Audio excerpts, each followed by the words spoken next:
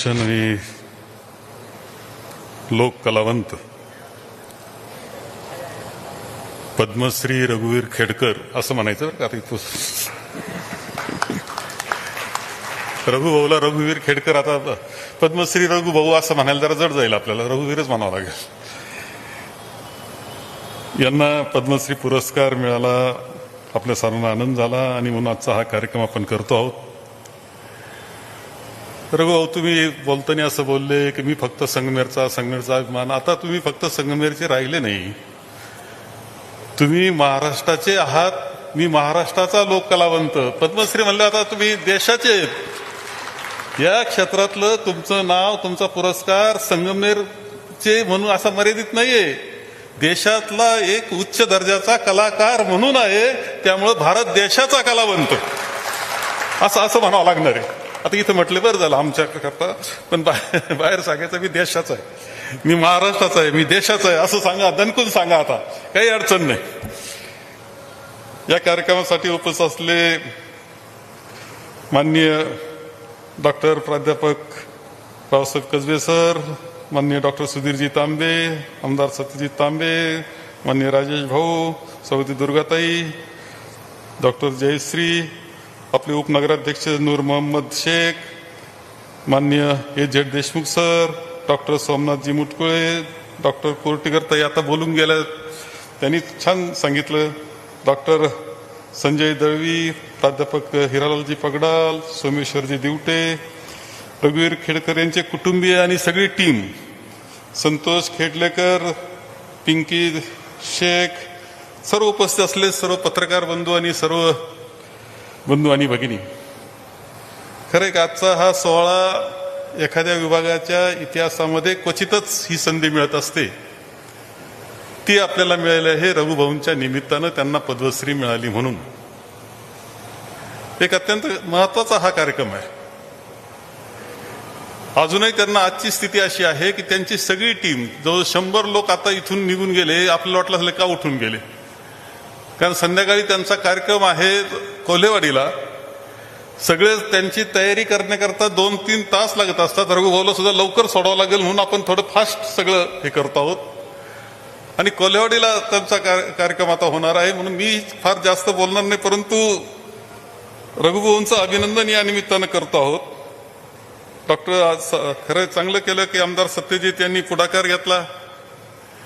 दुर्गाताई, तुम्ही इथं म्हटले, सर म्हटले की दुर्गाताईमुळं हे सभागृह आज आपल्याला दिसतं, पण ते दुर्गाताईच्या कल्पनेतलं नाहीये. नंतर मधल्या काळामध्ये पैसे पळवले गेले, नाही तर आज सुंदर खुर्च्यांवर बसलेले असते रंगरंगोटी, आणि याच्यापेक्षा खरं वेगळं दिसलं असतं असं मला वाटतं. किती पैसा पळवला, कसा पळवला, तो भाग वेगळा, आता मी त्यात जात नाही. परंतु चला, आपल्या लोक इथे आहे, अनंत फंदी यांच्या नावानं हे सभागृह, याचा आनंद मात्र मानला पाहिजे. तिथं तुमचा एक थोर परंपरा संगमनेरची निश्चितपणे आहे. ती अनंत फंदींच्या रूपानं आहे. त्याचे अनंत फंदींचे फटके अनंत फंदींचेच ना, म्हणजे फटका आज वाचावा असा आहे. अनंत फंदींचे फटके वाचावा आज ऐकावेत अशा पद्धतीचे आहेत. खरं म्हणजे विठ्ठल उमप्प हे एक मोठे कलावंत आपल्या चिकणीचेच होते. त्यांचाही आपण सत्कार त्यावेळच्या ओपन थिएटरमध्ये आपण इथे केला होता. त्यांचा कार्यक्रम केला होता जांभूळ आख्यान म्हणून. जांभूळ आख्यान केलं होतं. मोठा कलावंत अचानक स्टेजवर गेला. तो आपल्या सगळ्यांना माहिती आहे. काम करता करता गेले. पठ्ठे बापूराव आणि पवळा हिवरगावकर म्हणून ज्यांचं नाव त्या सरांनी त्या बाबतीत आपल्याला माहिती दिली. हा परंपरा आपली आहे. गुलाबाई संगमनेरकरांची परंपरा आपली आहे. आणि त्यानंतर कांता आईंचं नाव येतं आणि रघुवीर खेडकरांचं नाव येतं. माझं मत असं आहे की मी जास्त बोलत नाही, परंतु एक गोष्ट खरी आहे की ही पद्मश्री पुरस्कार रघुवीर यांच्या प्रयत्नाचं आहेच फळ, परंतु त्या व्यतिरिक्त या परंपरेचा झालेला सन्मान आहे हेच लक्षात ठेवलं. तमाशा लोकनाट्याच्या परंपरेचा सन्मान आहे. सर्कस आपण पाहतो, बरेच जण म्हणतात काय आता ही सर्कस काही सांभाळायची. खरं आहे की सर्कस सांभाळणं अवघड असतं. अनेक प्रकारची त्याच्यात कामगार ते सांभाळावं लागतात, कलाकार सांभाळावं लागतात, तंबू असतो, माणसं असतात, आणि ते गाड्या घोडे काय जनावरं सगळं असं सांभाळावं लागतं. त्यातले आता प्राणी वजा झाले जातात सर्कस, ते राहिले नाही. एक तेवढं प्राणी सोडलं तर तुमची सुद्धा सर्कसच असती. गाडी, घोडे, तंबू, स्टेज, काय काय घ्यायचं, एवढे माणसं सांभाळायचे, 100-150 लोकांचा ताफा सांभाळायचा. त्याच्यामध्ये असं असतं की त्यांचं वर्षभरची काळजी घ्यावी लागते. काळजी घेत असताना अशी स्थिती असते की एकदा पावसाळा सुरू झाला, जत्रा संपल्या की पुन्हा दसऱ्यापर्यंत सगळ्यांची व्यवस्था झाली पाहिजे. खाणं पिणं त्याचं पोट त्याच्यावर चालत असतं, प्रपंच त्याच्यावर चालतात, ती काळजी घ्यायची. याच्यापेक्षा अवघड काय असू शकतं बरं? स्वभाव काही साधे असतात. कलाकारांचे स्वभाव, त्या स्वभावांवर वेगळं एक पुस्तक होऊ शकतं. इतके कलाकार असतात, पण त्यांच्या अनेक गोष्टी असतात. कधी कोण रुसल भरोसा नाही, कधी कोण रागवल भरोसा नाही, कोण कधी कुठं गायब होईल त्याचा भरोसा नाही. हे सगळा ताफा सांभाळायचा सोपं नाही. सोपं नाही, बिलकुल सोपं नाही. पण मग हे करतात काय? याचे एवढे कष्ट केले तर एखादा मोठा व्यवसाय उभा राहील. पण हा एक छंद आहे, नाद आहे, आणि एक परंपरा जपण्याची इच्छा आहे, जिद्द आहे की ही परंपरा टिकली पाहिजे, जपली पाहिजे. ती महाराष्ट्राची परंपरा आहे. त्या तमाशा ही निरनिळ्या क्षेत्रामध्ये, निरनिळ्या राज्यात निरनिळ्या पद्धतीच्या या आहेत. यामध्ये आपली तमाशा ही कला आणखी वेगळ्या पद्धतीने, त्यामध्ये असलेलं जी पद्धत आहे त्या मांडणीची, म्हणजे याच्यापासून सुरुवातीलाच श्रीकृष्णाच्या गवळणीपासून काय त्याला गणापासून सुरू होतं आणि वगना संपायची. आता वग म्हणजे आम्ही पाहिले बरं का, काय नरवीर तानाजी, उमाजी नाईक, एक शिरीष कुमार म्हणजे शिरीष बाळ जे आहे ना नंदुरबारचं, 42च्या चळवळीमध्ये पहिल्या गोळ्या ज्यांनी घेतले छाती 12 वर्षाच्या पोरांना, त्याच्यावरचा वग, महात्मा गांधींवरचा वग. अरे यांनी आपल्याला सामान्यात सामान्य, जो कामगार आहे, मजूर आहे, कष्टकरी आहे, ज्याला बाकी दुनियेचं काही वेळ नाही त्याला त्या दुनियेचं समजून घ्यायला, इतिहास समजून घ्यायला, त्याला सहजपणे इतिहास समजून सांगण्याचं काम. त्याच्यामध्ये स्वातंत्र्याच्या चळवळीचे बीजे रोवण्यामध्ये सुद्धा या मंडळीचा मोठा वाटा आहे. हे तुम्हाला सांगतो. 1857च्या जे स्वातंत्र्याचं युद्ध झालं त्यामध्ये सुद्धा जे कारण लिहिले गेले, कशा पद्धतीनं पेटवलं गेलं, त्याच्यात सुद्धा या कलाकारांचा वाटा आहे, स्वातंत्र्य चळवळीत वाटा आहे. एवढंच नाही तर आपली नंतर संयुक्त महाराष्ट्राची चळवळ झाली, मुंबईसह संयुक्त महाराष्ट्र, त्याच्यातही ही मंडळी. अमर शेख यांचं त्यावेळेचे गाणे आजही खरं जे ऐकावं अशी सुंदर, ही खूप मोठी परंपरा आहे. सिनेमांमध्ये आपण वेगळ्या पद्धतीने पाहिले असेल काही. आता त्या संतोष खेडलेकरांचा अभ्यास त्यात जास्त असल्यामुळे त्यात मी जात नाही, परंतु नटरंग पाहावा असाच सिनेमा आहे. त्याच्यात ते सगळे दुःख, प्रश्न, कष्ट, त्याची विविधता, सगळ्याला सामोरं जाणारा तो कलाकार त्याच्यात दिसतो. म्हणजे ते जे त्यापेक्षा रघुभाऊच खूप खोल आहे. म्हणजे खरं जे कांताईंवर पुस्तक खरं आहे ते मी सत्कार ठेवला होता, आणि मफतलाल जे प्रमुख, मफतलाल ग्रुपचे ते प्रमुख त्यावेळेस आले होते, तर त्या सत्कारामध्येच हे पुस्तकाची कल्पना मांडली होती. काही असो ती कल्पना संतोष खेडलेकरांनी पुढे नेली. शेवटी डॉक्युमेंटेशन याला महत्व असतं. लिखाण करून ठेवलं तर ते पुढे जात असतो, इतिहास तयार होत असतो. त्या पद्धतीने त्यांनी काम केलं. संतोष खेडलेकर, तुमचं खूप कौतुक करावं लागेल याच्याकरता. याच्यामध्ये तुम्हाला खूप श्रेय तुमचं सुद्धा आहे. कायम मला मी असं सुद्धा म्हणायचे की जे पद्मश्री पुरस्कार जे असतात त्याच्या निरनिळ्या कॅटेगरी असतात, निरनिळ्या प्रकारच्या व्यक्तींना त्या पुरस्कार मिळत असतात. ही एक कॅटेगरी आहे, आणि ह्या कॅटेगरीमध्ये रघुभाऊ बसतो. पहिलं कांताईंचं नाव घेत होता, आईंचं नाव घेत होता, नंतर त्यांनी सांगितलं की आता रघुभाऊ बसतो बरं काय कॅटेगरीत. इथे काही स्पर्धा दिसत नाही. या स्पर्धेत आहे तो टिकू शकतो. आपल्याला प्रयत्न केला पाहिजे. त्यांनी प्रयत्न करत राहिला. काय माझं काही थोडंफार आता काय श्रेयवादात त्याच्यात मी जात नाही, कारण आता बऱ्याच वेळा श्रेयवाद हा प्रकार असा काही झालं का मी केलं असं आम्हाला म्हणायची पद्धत असते राजकारण्यांची. त्यामुळे मी त्याच्यात काय जात नाही. परंतु त्याच्यामध्ये संतोषचा आग्रह, प्रयत्न, हे सातत्याने डॉक्युमेंटेशन असतात, कागद पुरावा लागतात, माहिती द्यावं लागते, या सगळ्या गोष्टी खूप चांगल्या पद्धतीने केल्या. परंतु संतोष खेडलेकरांकरता जी माहिती त्यांना द्यायची होती त्या वेळेस त्या क्षेत्रातला माणूसही तितकाच ताकदीचा होता. ही वस्तुस्थिती आपल्याला मान्य करावं लागेल.